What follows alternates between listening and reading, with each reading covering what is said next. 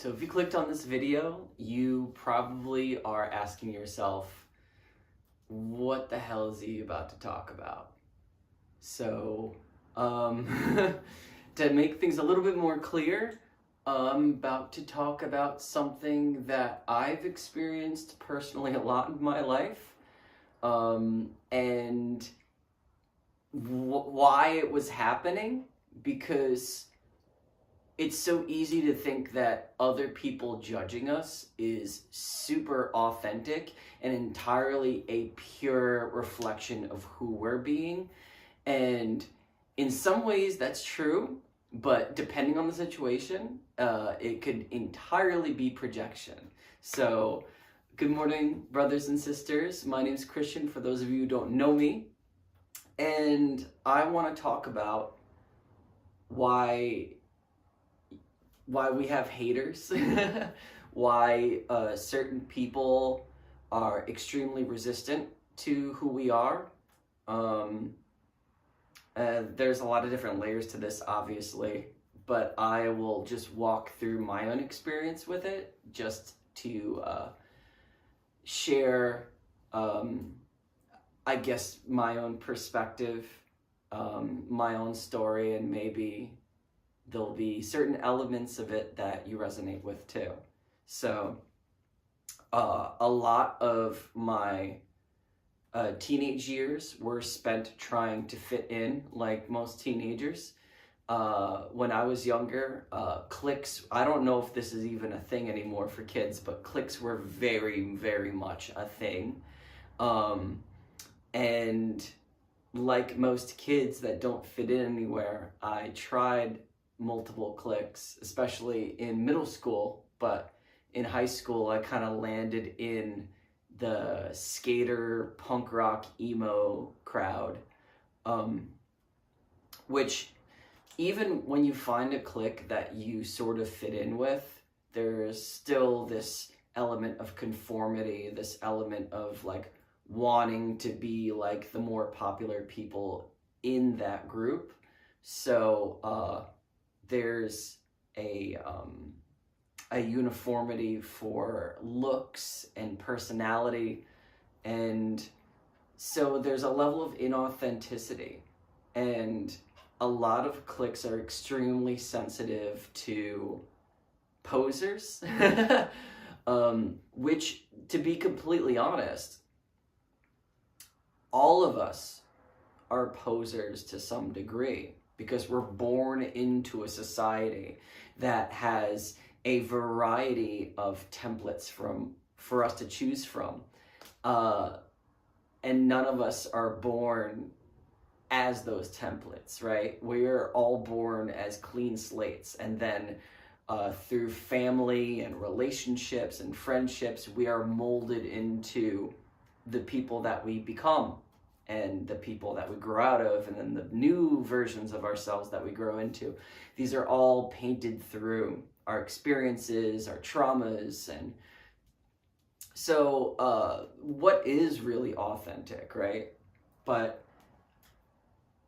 just going back to my own story, I spent a lot of my time in middle school and high school trying to fit in to multiple cliques, found one that worked for me, but even within that own clique, I was still trying really hard to be seen, trying really hard to be accepted and appreciated. So there was an extreme level of inauthenticity that I was embodying. And for people that are really like sensitive to energy, people could just feel it when I'm in the room. You know, like maybe I have the look, or maybe I have the mannerisms or the energy, but in addition to all these things that made me part of this clique, that I finally felt like I had a place, there was a lot of desperation in my energy field that a lot of people would pick up on. In fact, I'd argue that you don't have to be like an empath, or you don't have to be like, I don't know, psychically inclined or whatever. Like, you could literally, most of us have intuition, and most of us can feel or see inauthenticity when we're around it, especially if it's very blatant and obvious. Looking back, it was definitely obvious for me. So it was very easy for people who don't like inauthenticity to hate me, and so it's kind of funny how I was trying extra hard to be accepted, and because I was trying extra hard to be accepted and belong somewhere, I was being rejected more. I was being pushed away by the very people that I was hoping to connect to. But because I was desperate for that connection, I was desperate for that belonging, that energy, that desperation was creating more resistance than acceptance. And in 2012, when I went through my first spiritual awakening and I started accepting myself more, and I was a lot more open to parts of myself that I was previously ashamed of,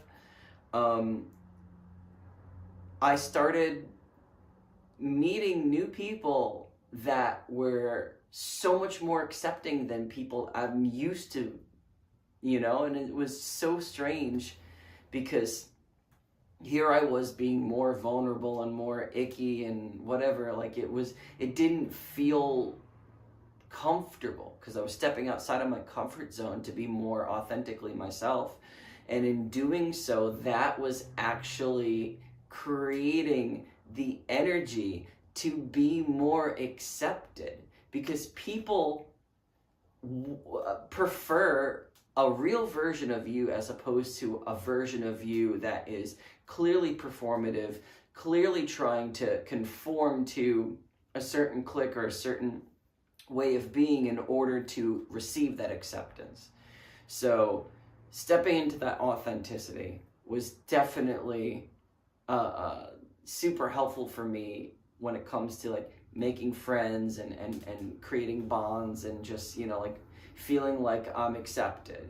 But in doing this, I also started receiving, in a completely different way, resistance from certain people. Now, obviously, because I had already gone through this whole process, I started questioning, are there still parts of me that are inauthentic? Do I still have this try hard energy? Am I being too much? But I got a lot of reassurance from the people that I was making friends with that that's not how they were receiving my energy at all. They were meeting my energy and accepting it and loving it, which was a beautiful thing. So why were these certain people now only turned off by me because of me being more authentic? Well, it turns out that was just a projection of their own inauthenticity and how uncomfortable it is for them to see someone else comfortable in their authenticity. So that's probably the core of the video that I'm making right now, that I want to highlight, that there is a lot of work that we need to do on ourselves, a lot of acceptance, a lot of forgiveness, a lot of just stepping into a more authentic version of ourselves, and also being a lot more socially aware and a lot more self-aware. These are all things that we need to do for ourselves to just be better versions of ourselves. But in doing so, you will still create a level of resistance from people. And it's not because you're doing anything wrong. It's because, and we all do this, I'm guilty of this, but it's because other people project how they feel about themselves onto you.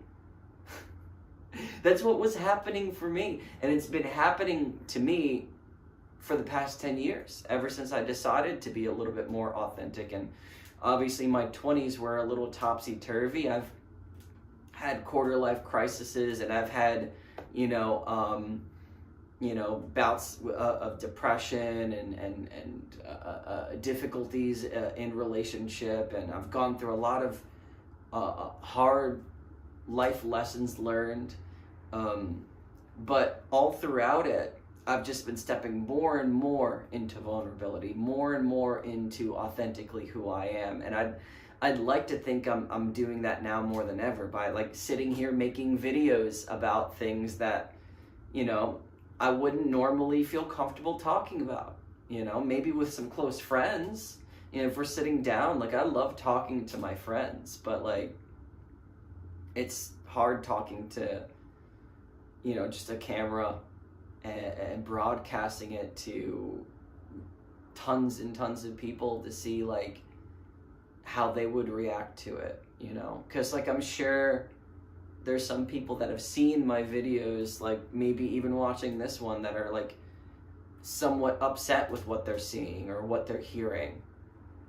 Check in with that feeling. How much of that is how you feel about yourself? Because I've noticed, and this might be my favorite Buddhist quote because it's so brutal, but I've noticed that there's things outside of myself that trigger me, that make me upset, that I don't like to see. And that is because, and here's where the quote comes in, I am the filth I despise in others. I am the filth I despise in others. We are all every judgment we make is a projection of how we feel about ourselves. Whether something is good or bad is how we relate to ourselves, how does it connect to us, so it's like this big, massive group of people on this planet just constantly projecting how they feel onto other people. So obviously, when you aren't authentically you are creating the energy that magnetizes hate, that magnetizes people rejecting you, not wanting to have you in their orbit. But when you step more into your authentic self, and you start attracting people that resonate more with that, you will still attract people that want nothing to do with that. And that's because they want nothing to do with themselves. And for some people that might be really not vibing with this video, that might apply to you. And the only reason why I'm saying that is because I realized that a lot of the things that were bothering me applied to me. And that's why they bothered me so much. People that are arrogant and stubborn. Well, that arrogance and that stubbornness exists within me. And that was a part of myself that I needed to nurture and love and sit with and release, and not try to like damn or condemn, because it's that condemning that kept me in that energy field, that kept me attracting people that reflected those things that I didn't like in myself. Because that's what we're doing. By rejecting parts of ourselves, we attract other people into our lives without even knowing it, that embody those things that we don't like. So it might be someone who has road rage. Maybe you're getting a lot of people that cut you off on the, obviously if you're driving into the city, you're going to encounter that a lot more. So I don't know how, but I've also driven into the city where like no one's cut me off. So it's not specifically a black or white thing, but we do tend to see a lot more of what we don't like when those very things about us we're like rejecting or suppressing. And I'm not saying that like, okay, well now you need to become a stubborn narcissist, right? If that's your thing. No, but you need to recognize these things about yourself and stop rejecting it. You know, like for me, what has helped me was not just recognizing those things in myself, but also like understanding why they're there. For me, the narcissism came because when my mom passed away, she was the only one who accepted and appreciated me for who I am instead of what I am. And everyone else, especially in my family orbit, only truly appreciated people for what they were and not who. In fact, who and what were almost like this blurred line. And I can't blame them or myself for thinking that way. Because we're born into a society that makes you think you have to become someone in order to be someone, instead of just being yourself. You don't need to do anything. I mean, I'm making these videos because I want to.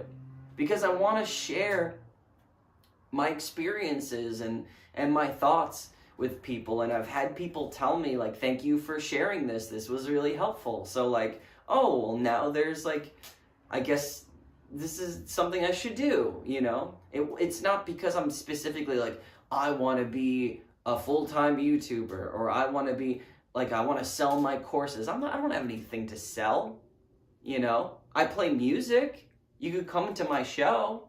I have merch that I like to make, but I don't even really advertise those that much because I prefer to just share myself. And that's why, like, you'll catch me more times at an open mic than a show, because at an open mic it's typically free to the public. There's a lot of other people playing. It's usually at like a coffee shop or a brewery, so like there's things to do.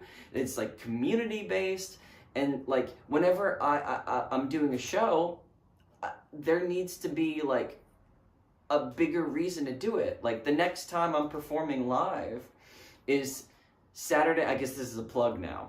I guess I'm doing an ad now. Saturday, March 23rd at Debater Music Hall. And it's a big record release show that I'm doing. And I have all my friends playing. My old pop punk band's coming back for one night. I made all this merch just for the show. It's at this big music hall with like a full bar and a menu for food, and there's seating, and there's a balcony, and there's a dancing area, and the stage is really nice. That's, in my opinion, something that's worth advertising, because I'm not only like creating this like more like event community-based thing, as opposed to like, hey, I'm playing at the bar down the street, come see me, or hey, I'm like, you know, whatever. It has a purpose. And I guess my whole point to like diverting into this is that like you don't want to like lose yourself in the judgments of others. Like I want to tie this back to why people hate you, and it's because this, for the most part, we're all projecting.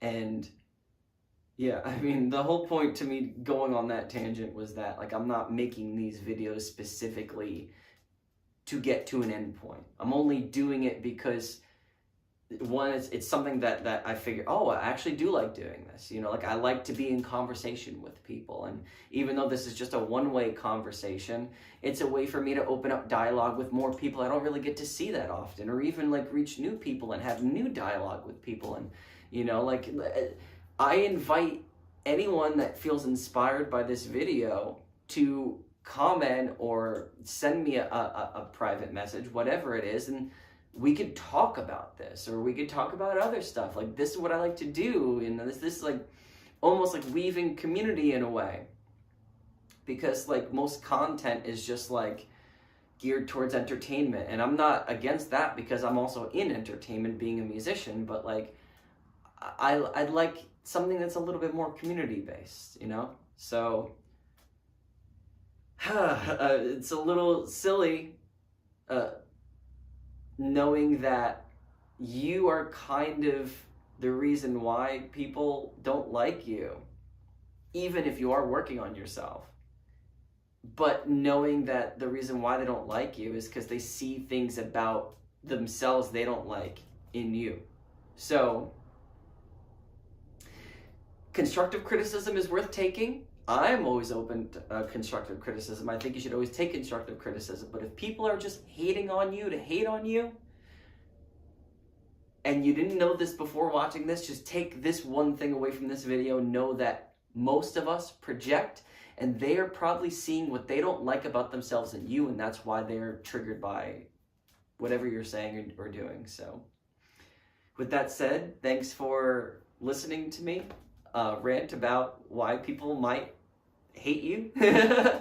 And yeah, please like and comment. I'd like to continue this discussion. Maybe there's more insights about this topic that you have that I don't. And I'm an open book, so thank you so much.